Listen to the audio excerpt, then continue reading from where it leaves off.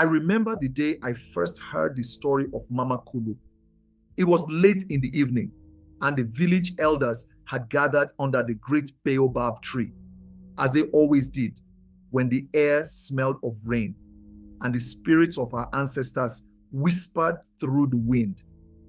My own grandmother, a woman whose face was lined with the wisdom of many seasons, cleared her throat and began to tell us a tale that sent shivers down my spine.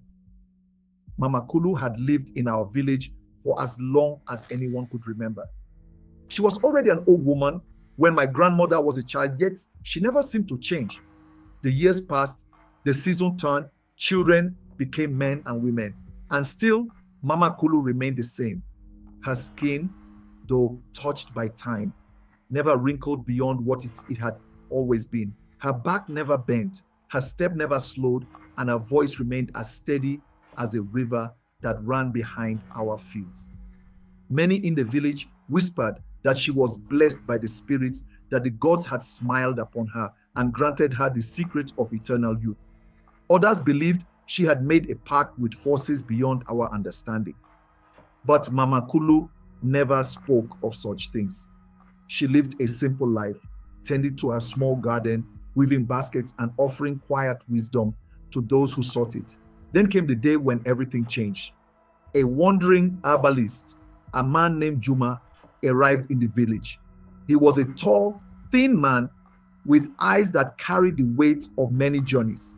He came from the east, where the mountains touched the sky, and he carried with him sacks of dried leaves, roots, and powders that he claimed could heal any ailment.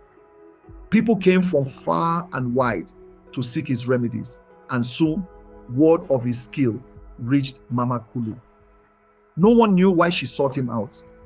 Some say she had been feeling unwell, others claimed she was simply curious.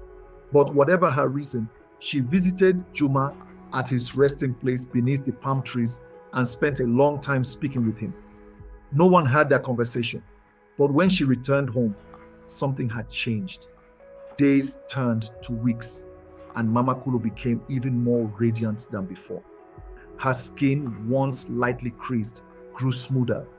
Her eyes, already bright, shone like the morning sun. Her movements, always steady, became even more fluid, as though she was walking with the grace of someone untouched by time. The villagers watched in wonder, their curiosity tinged with unease. Rumors spread like wildfire. Some whispered that Juma had given her a secret elixir, a potion that reversed age itself. Others muttered that she had struck a bargain with unseen forces, trading something precious for the gift of youth. But Mama Kulu remained silent, neither confirming nor denying the stories that surrounded her. One night, a great storm swept through the village. The wind howled like a grieving spirit, and the rain fell in sheets that turned the earth to mud. Lightning split the sky, illuminating the thatched roofs of our homes. It was in the heart of that storm that something strange happened. A woman's wail cut through the thunder. It was a sound of sorrow, so deep, so raw, that it sent a chill through everyone who heard it. The villagers rushed toward the sound, their feet slipping in the wet earth, their hearts pounding with fear. It was Mama Kulu. She was kneeling in front of her hut, her hands gripping the muddy ground, tears streaming down her face. Before her, where the doorway once stood, was Juma, the herbalist. He was watching her with eyes filled with something that was not quite sorrow, not quite anger, something deeper. "You knew the price?" he said, his voice barely audible over the storm. Mama Kulu did not respond. She only sobbed, shaking her head, her hands clenching the mud as if trying to anchor herself to the earth. The villagers did not understand what they were witnessing, but they knew one thing. Something had been exchanged. Some terrible price had been paid for her youth, and now she mourned its cost. The next morning, Juma was gone. His resting place beneath the palm trees was empty, his sacks of herbs nowhere to be seen. As for Mama Kulu, she remained in her hut, silent and withdrawn. She no longer smiled, no longer shared her wisdom. The vibrance that had once surrounded her was gone, replaced by a sadness that clung to her like a shadow. It was only years later that the truth emerged.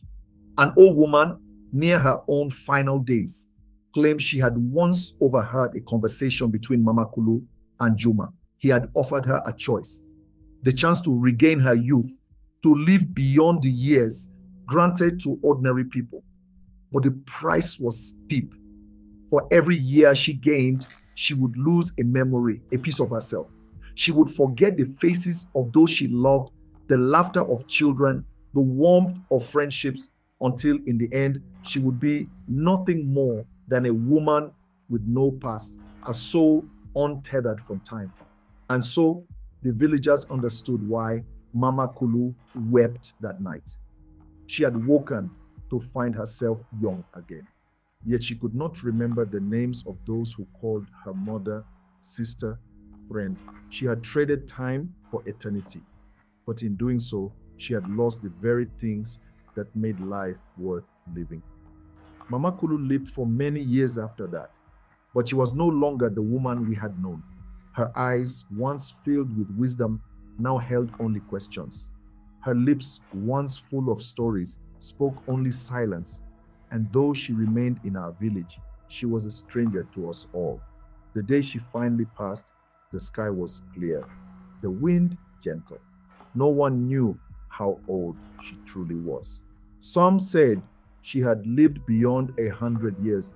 Others believed she had been among us for centuries. But one thing was certain. When she left, the village felt emptier, as if an era had come to an end. And so her story became legend, whispered from generation to generation beneath the great baobab tree, a tale of longing, of choices, and of the price we pay for the things we desire most. I tell you this now so you will remember, just as I do. For stories, my child, are the only things that time cannot take from us.